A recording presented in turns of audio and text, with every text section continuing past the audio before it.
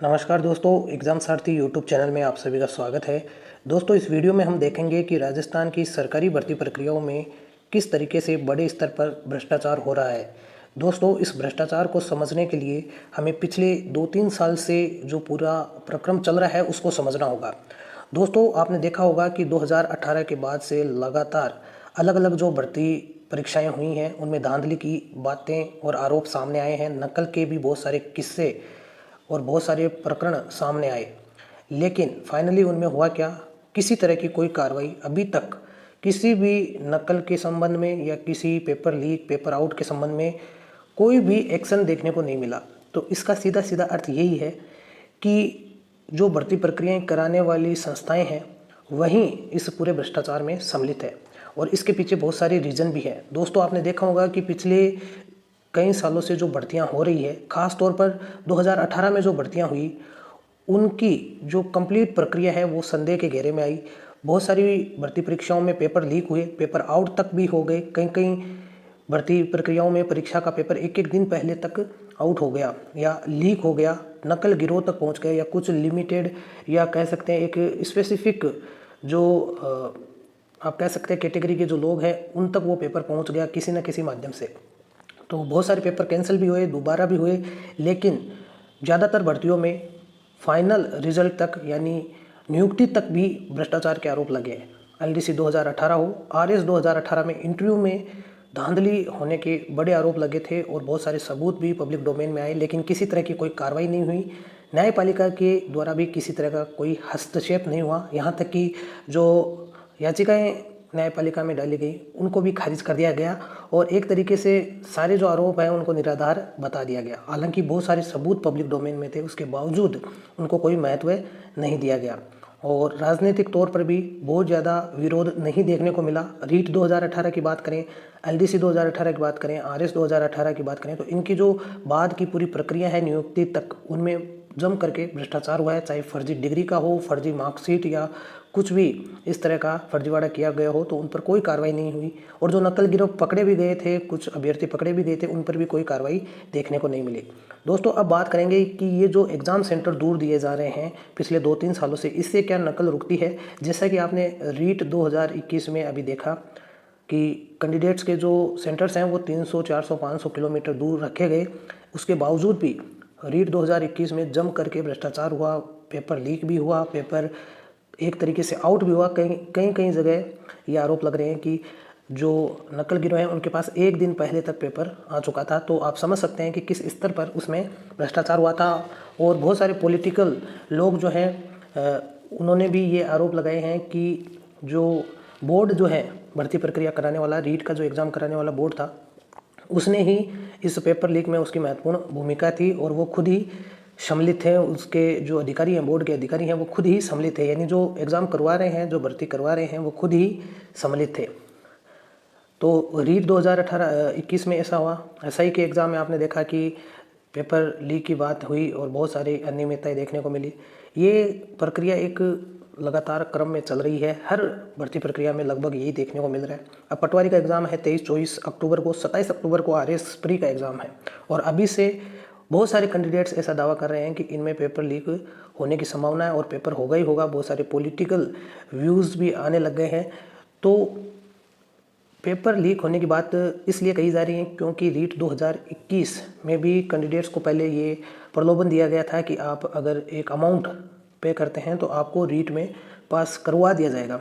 और ऐसा ही कुछ पटवारी और आरएस एग्ज़ाम को लेकर के भी बहुत सारे कैंडिडेट्स के पास इस तरह के प्रलोभन आ रहे हैं कि अगर वो एक अमाउंट पे करते हैं तो उनको आरएस प्रीलिम्स में या आरएस की कंप्लीट प्रक्रिया में पास करवा दिया जाएगा या फिर पटवारी की भर्ती प्रक्रिया में पास करवा दिया जाएगा। तो दोस्तों, ये तभी संभव है जब भर्ती कराने वाली जो संस्थाएं हैं वो खुद ही इस भ्रष्टाचार में सम्मिलित हो, या जो सरकार है, सरकार में बैठे जो मंत्री हैं या नेता हैं, वो खुद ही इस भ्रष्टाचार में सम्मिलित हो। अब दोस्तों, ये जो सेंटर्स दूर दिए जाने हैं, इसके पीछे क्या रीज़न है? क्या इससे नकल रोकने के एक ज़रिए के तौर पर लिया जा रहा है? तो दोस्तों, आपने देखा होगा कि रीट 2021 में सेंटर्स दूर दिए गए, फिर भी नकल हुई, पेपर लीक भी हुए। ये जो सेंटर दूर देने की एक नया तरीका देखने को मिल रहा है, ये बेसिकली है क्या कि जैसे अगर आरएस प्री का हम समझें, RS प्री में 6.5 लाख कैंडिडेट्स ने अप्लाई किया है। अब सेंटर्स दिए हैं 500 से 1000 किलोमीटर दूर, तो यहाँ पर सारे जो कैंडिडेट्स हैं उनके नहीं दिए हैं।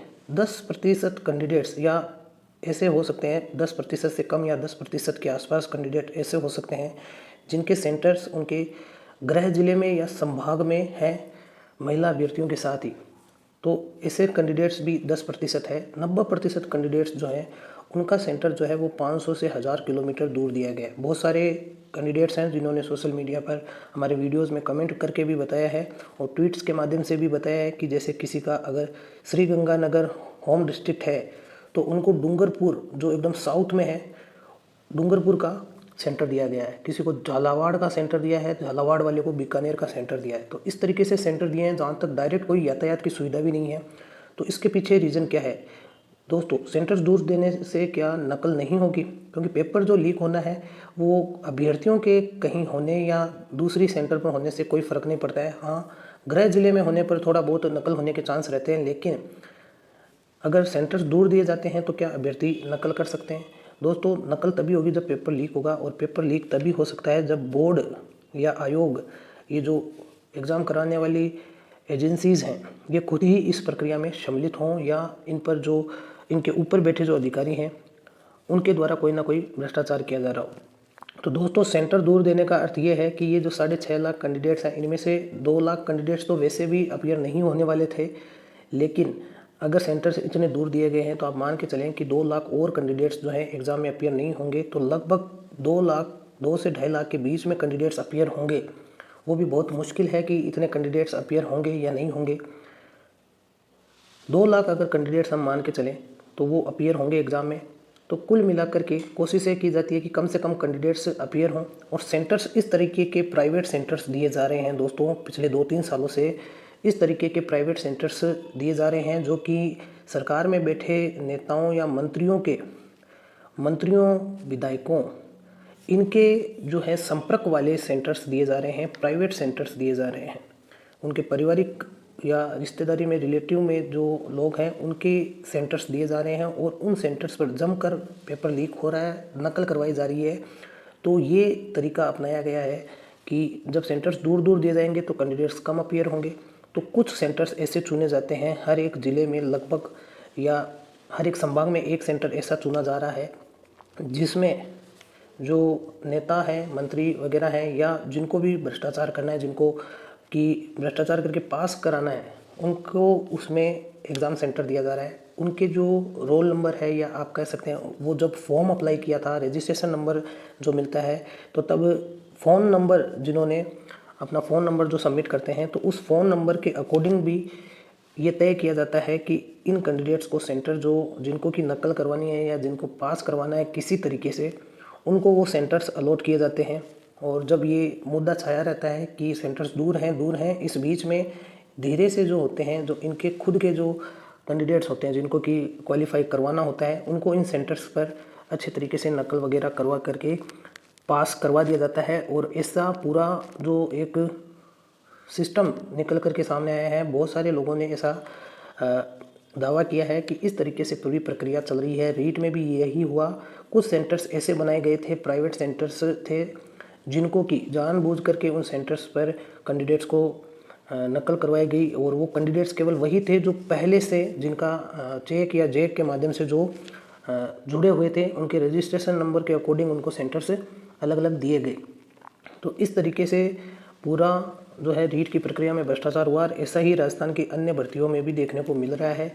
आरपीसी में भी जम करके भ्रष्टाचार हो रहा है। और आरपीसी ने भी सेंटर्स जो इस बार दिए हैं उनमें कुछ सेंटर्स ऐसे हैं जहां पर स्पेसिफिक रजिस्ट्रेशन नंबर वाले या जो मोबाइल नंबर वाले कैंडिडेट्स जो हैं उनको वो सेंटर्स अलॉट किए गए हैं और उन सेंटर्स पर नकल करवाने की संभावना है। क्योंकि पूरा जो सिस्टम है उसमें जिन लोगों को जिम्मेदारी दी गई है उन लोगों के इसमें सम्मिलित होने की पूरी आरोप लग रहे हैं कि आरपीसी में बैठे जो उच्च अधिकारी हैं, यहाँ तक कि जो चेयरमैन हैं या आरएसएम एसएसबी के जो अधिकारी हैं या रीट एग्ज़ाम को करवाने वाला बोर्ड है, बोर्ड ऑफ सेकेंडरी एजुकेशन, इनके अधिकारी ही इस पेपर लीक में और भर्ती प्रक्रिया में भ्रष्टाचार कराने में सम्मिलित हैं। हालांकि कोई ऐसा कोई सबूत सामने मीडिया में नहीं है या पब्लिक डोमेन में नहीं है जिससे कि हम ये दिखा सकें कि इन्होंने ही भ्रष्टाचार किया है। लेकिन जिस तरह का रवैया इन अधिकारियों के द्वारा, आरपीसी के चाहे अधिकारी हों या आरएसएमएसएसबी के हों या बोर्ड के हों, इनके जो अधिकारियों का जो रवैया रहा है और एक के बाद एक जो बयान रहे हैं, और वहीं सरकार के मंत्रियों के द्वारा जो बयान दिए जा रहे हैं या जो जिस तरीके के आरोप अन्य राजनेताओं द्वारा लगाए गए हैं, और भी बहुत सारे लोगों ने खुलासे किए हैं, कैंडिडेट्स ने खुलासे किए हैं, और निजी जीवन में भी हम देखते हैं कि बहुत सारे अपने जो रिलेटिव्स होते हैं उनके माध्यम से भी हमें पता चलता है कि हाँ, भर्ती प्रक्रियाओं में भ्रष्टाचार होता है। बहुत सारी जगह ऐसा देखा गया है कि कैंडिडेट्स जो हैं वो एग्ज़ाम में अपीयर होते हैं और केवल अपना जो डिटेल्स हैं वो भरते हैं और ओएमआर को खाली छोड़ के आते हैं, और उसके बाद भी उनका फाइनल सिलेक्शन हो जाता है। तो ये कुल मिलाकर के ये दिखाता है कि किस स्तर पर भ्रष्टाचार हो रहा है। तो दोस्तों, आरएएस प्रीलिम्स 2021 और पटवारी एग्ज़ाम में भ्रष्टाचार होने की पूरी संभावना है। पेपर लीक हो ना हो, लेकिन गुपचुप तरीके से कैंडिडेट्स को, जो कि जिनकी पहुंच है नेताओं तक या मंत्रियों तक या बोर्ड तक या जो आयोग या जो भी भर्ती एजेंसी है उन तक जिनकी पहुंच है, उन लोगों को भ्रष्टाचार करके पास करवाया जा रहा है। पिछले 3 साल से ये सामने आ रहा है, ये बहुत बड़े आरोप लग रहे हैं। तो इसकी पूरी सीबीआई जांच होनी चाहिए। रीट, एसआई और जेईएन का जो एग्ज़ाम हुआ है, इसके बाद में पटवारी और जितने भी आरएस 2018, इनकी सीबीआई जांच जब तक नहीं होगी तब तक कोई भी तरीके की पारदर्शिता आने की उम्मीद नहीं है। तो ये पूरा प्रोसेस है कि किस तरीके से जो एग्ज़ाम कराने वाली एजेंसियां हैं वही इस भ्रष्टाचार में सम्मिलित हैं, और सरकार में बैठे जो मंत्री हैं वो खुल करके इस भ्रष्टाचार को अंजाम दे रहे हैं। देखते हैं कब तक ये सिस्टम में सुधार आता है। लेकिन जब तक आप जो आम जनता है या जो अभ्यर्थी हैं, कैंडिडेट्स हैं, वो आवाज़ नहीं उठाएंगे इसके खिलाफ, तब तक कुछ सुधार होने की उम्मीद नहीं है। तो दोस्तों, वीडियो देखने के लिए धन्यवाद। वीडियो अच्छा लगा हो तो इसे लाइक और शेयर करें, चैनल को सब्सक्राइब कर लें। धन्यवाद।